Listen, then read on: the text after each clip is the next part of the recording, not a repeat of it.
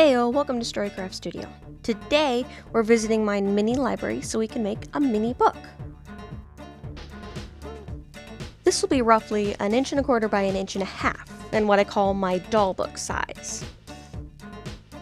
To start off with, you get your sheet of paper, and you start figuring out where the middle is. I did this by folding, because sometimes measurements are weird for some reason, just whatever.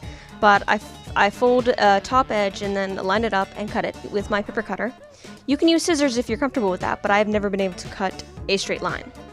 Then once you've got all the papers you want folded, I use half the sheet and save the rest for another thing.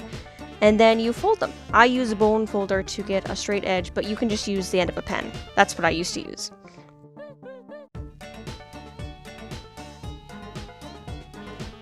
Then you stab the pages to make the sewing holes. Because it's so small, I only use 2 for this size, and I use my stabby tool. But you could probably just use you should probably use the needle that you're going to sew with. That way it'll be the perfect size to go through the hole with your thread. And you can just use any kind of thread. I use some coat thread to make it strong. And then the cover is just a piece of paper that you cut to be a little bit bigger than the pages, so it's nice and it's a nice size.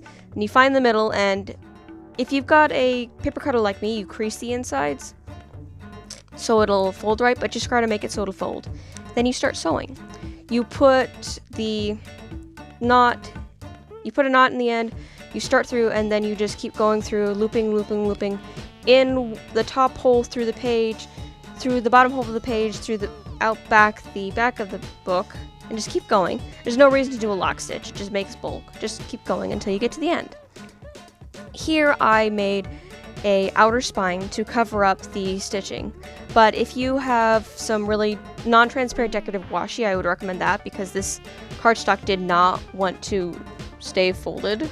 It's still a bit trouble. So I recommend non-cardstock paper or washi tape, and it'll get you that decorative look. And then just put some kind of embellishment on the front. I used a bit of black, cut out with a punch, and there you go, my little book. Thank you guys so much for watching. I hope you enjoyed yourselves.